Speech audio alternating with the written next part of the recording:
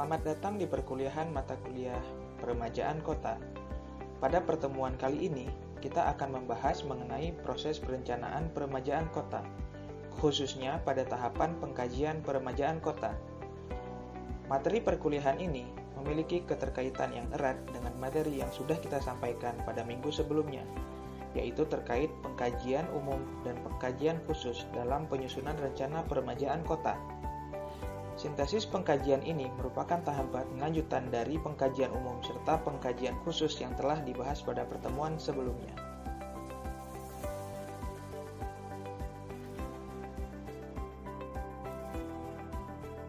Pada minggu lalu, kita telah membahas terkait proses perencanaan peremajaan kota. Terdapat beberapa literatur yang membahas mengenai proses peremajaan kota. Di antaranya adalah Sujarto tahun 2004. Yang berpendapat terdapat 5 tahapan proses peremajaan kota. Yang pertama adalah tinjauan kebijakan pembangunan atau penataan ruang kota.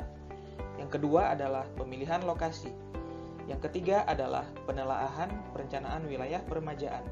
Yang keempat adalah pengembangan alternatif konsep. Yang kelima adalah monitoring dan evaluasi.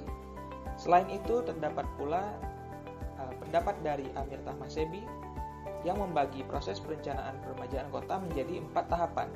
Yang pertama adalah scoping, yang kedua adalah planning, yang ketiga adalah financing, dan yang keempat adalah implementation. Adapun berdasarkan berbagai literatur tersebut, setidaknya terdapat 3 proses utama dalam proses perencanaan peremajaan kota, yaitu yang pertama adalah pengkajian kawasan peremajaan. Yang kedua adalah perancangan kawasan peremajaan, dan yang terakhir adalah pengelolaan kawasan. Adapun pada hari ini, kita akan khusus membahas mengenai proses perencanaan peremajaan kota, khususnya pada tahapan pengkajian kawasan peremajaan.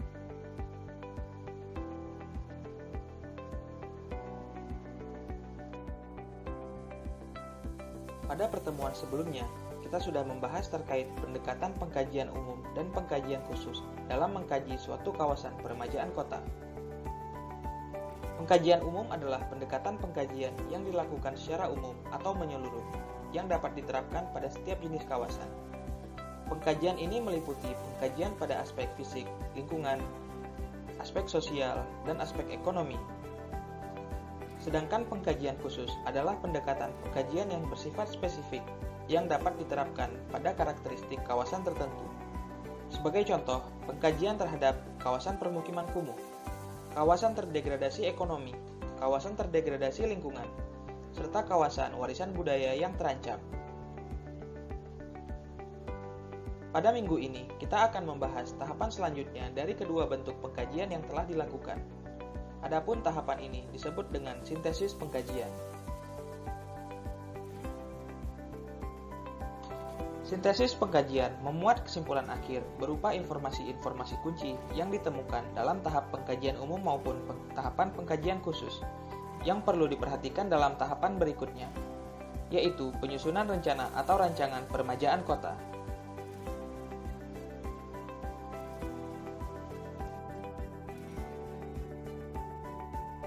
Adapun hasil atau luaran dari sintesis pengkajian kawasan adalah potensi dan isu kawasan.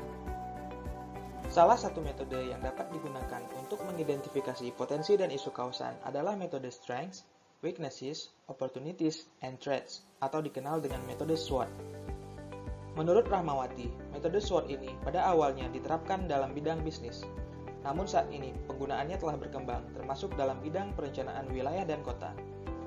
Hal ini dikarenakan metode SWOT adalah metode yang mudah dipahami dan dapat membantu dalam mengidentifikasi potensi dan isu kawasan yang bermanfaat dalam pemecahan masalah kawasan.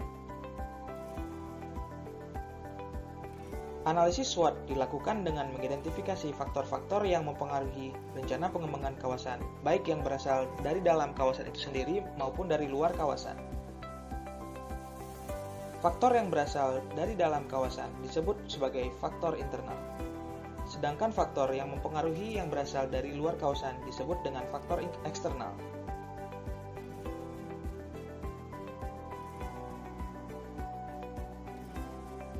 Faktor internal setidaknya terdiri dari 2 komponen, yaitu kekuatan atau strengths dan kelemahan atau weaknesses. Adapun faktor eksternal terdiri dari peluang atau opportunities dan ancaman atau threats. 4 komponen tersebut sebagaimana telah dijabarkan di atas merupakan komponen pembentuk SWOT.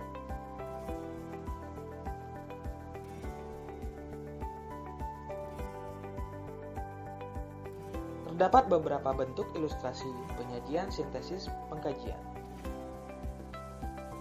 Yang pertama adalah matriks SWOT. Yang kedua adalah peta sebaran potensi kawasan. Dan yang terakhir adalah peta sebaran isu kawasan.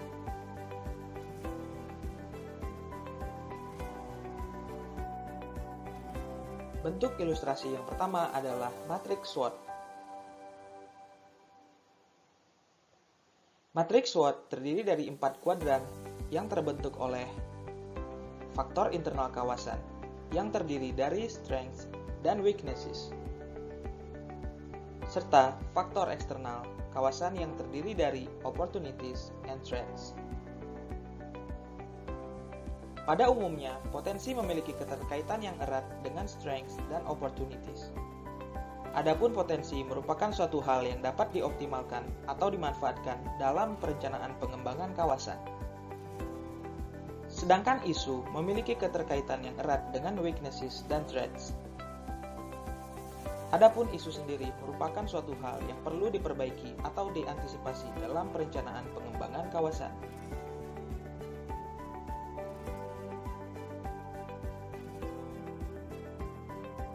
Berikut merupakan contoh penyajian matriks SWOT dalam studi kasus peremajaan kawasan bersejarah Braga. Adapun strengths dari kawasan tersebut, yang pertama adalah terdapat ragam bangunan heritage. Yang kedua adalah nilai sejarah kawasan yang sudah terkenal sejak zaman Belanda. Yang ketiga adalah lokasi strategis kawasan yang berada di pusat kota. Adapun weaknesses dari kawasan tersebut, yang pertama adalah banyaknya bangunan kosong.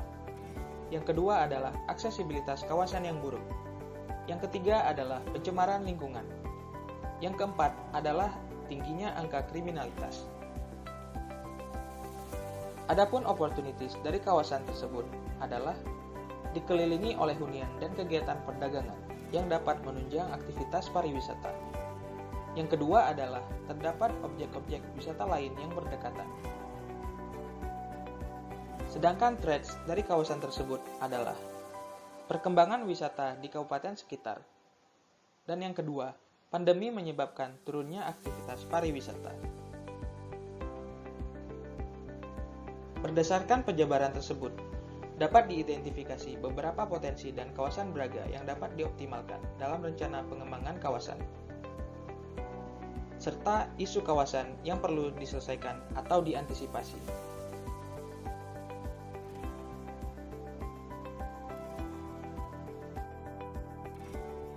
Berikut merupakan ilustrasi penyajian peta sebaran potensi kawasan Kota Tua Cirebon. Pada peta tersebut terlihat lokasi kawasan bersejarah, objek wisata lain yang berada berdekatan dengan kawasan bersejarah tersebut, serta aksesibilitas dalam kawasan serta aksesibilitas luar kawasan yang menghubungkan ke objek wisata lain yang berada di dekat kawasan pengembangan.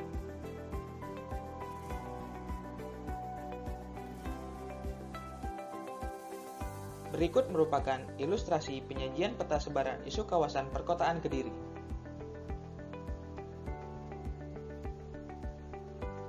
Pada peta tersebut, terlihat sejumlah isu kawasan seperti perumahan tidak layak huni serta kondisi prasarana jalan yang tidak memadai. Adapun teknik yang digunakan dalam penyusunan peta ini adalah photo mapping, yaitu menampilkan foto pada peta kawasan untuk memberikan informasi mengenai kondisi kawasan.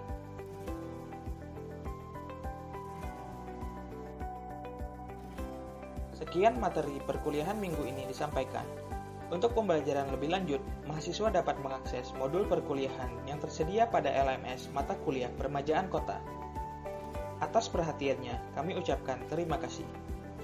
Sampai jumpa pada pertemuan selanjutnya.